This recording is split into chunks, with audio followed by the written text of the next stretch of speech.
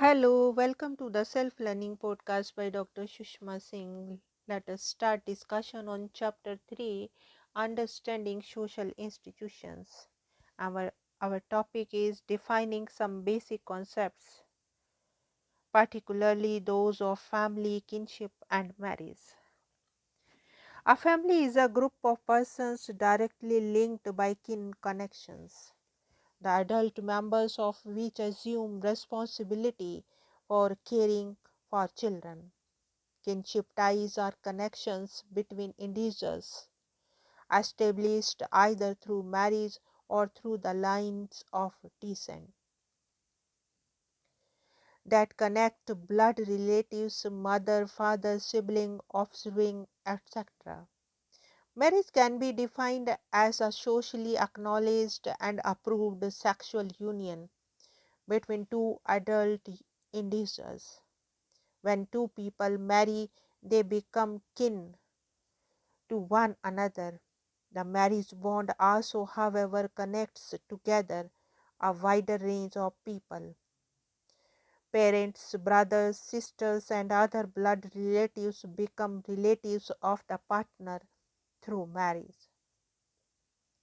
The family of birth is called family of orientation, and the family in which a person is married is called the family of procreation. The kin who are related through blood are called consensual kin, while the kin who are related through marriage are called affines. As we move on to the next section on work and economic institution, you will notice how the family and economic life are closely interconnected. Now, the next topic is work and economic life. The first one is, what is work? As children and young students, we imagine what kind of work we will do when we grow up. The work here quite clear refers to paid employment. This is the most widely understood sense of work in modern times. This, in fact, is an oversimplified view. Many types of work do not conform to the idea of paid employment. Much of the work done in the informal economy, for example, is not recorded in any direct way in the official employment statistics. The term informal economy refers to transactions outside the sphere of regular employment, sometimes involving the exchange of cash for services provided, but also often involving the direct exchange of goods and services. We can define work, whether paid or unpaid, as the carrying out of tasks requiring the expenditure of mental and physical effort, which has as its objective the production of goods and services that cater to human needs. Now the next topic is modern forms of work and division. In pro-modern forms of society, most people worked in the field or cared for the livestock. In the industrially developed society, only a tiny proportion of the population works in agriculture, and farming itself has become industrialized. It is carried on largely by means of machines rather than by human hand. In a country like India, the largest share of the population continues to be rural and agricultural, or involved in other rural based occupations. There are other trends in India too, for instance, an expansion of the service sector. One of the most distinctive characteristics of the economic system of modern societies is the existence of a highly complex division of labor. Work has been divided into an enormous number of different occupations in which people specialize. In traditional societies, non agricultural work entailed the mastery of a craft. Craft skills were learned through a lengthy period of apprenticeship, and the workers normally carried out all aspects of the production process from beginning to end. Modern society also witnesses a shift in the location of work.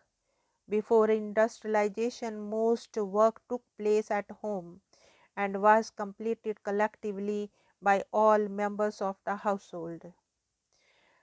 Advances in industrial technology such as machinery operating on the electricity and coal contributed to the separation of work and home. Factories owned by capitalist entrepreneurs became the focal point of industrial development. People seeking jobs in factories were trained to perform a specialized task and receive a wage for this work. Managers supervised the work, for their task was to enhance workers' productivity and discipline. One of the main features of modern societies is an enormous expansion of economic interdependence. We are all dependent on an immense number of other workers stretching right across the world for the production and services that sustain our lives. With few exceptions, the vast majority of people in modern societies do not produce the food they eat, the houses they live in, or the material goods they consume. Now, the next topic is transformation of work. Industrial processes were broken down into simple operations that could be precisely timed, organized, and monitored. Mass production demands mass markets. One of the most significant innovations was the construction of a moving assembly line. Modern industrial production needed expensive equipment and continuous monitoring of employees through monitoring or surveillance system. Over the last decades, there has been a shift to what is often called flexible production and decentralization of work. It is argued that in this period of globalization, it is the growing competition between firms and countries that makes it essential for firms to organize production suiting the changing market conditions. To illustrate how this new system operates and what the implications may be for the workers, read the quote from a study of the garment industry in Bangalore. The industry is essentially part of a long supply chain, and the freedom of manufacturers is to that extent extremely limited. There are, in fact, more than 100 operations between the designer and the final customer. In this chain, only 15 are in the hands of the manufacturer. Any serious agitation for a rise in wages would lead manufacturers to shift their operations to other localities. Beyond the reach of the unionists, whether it is the payment of the existing minimum wage or its substantial revision upwards, what is important is to enlist the support of the retailers in order to create the necessary pressure upon the government and local agencies for the higher wage structure and its effective implementation. Thus, the vision here is that of the creation of an international opinion forum.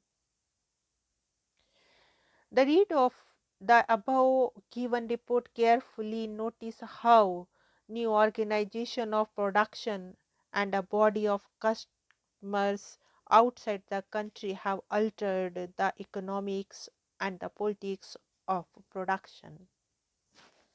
Now let us wind up the session, and thank you very much for engaging yourself with the self learning podcast.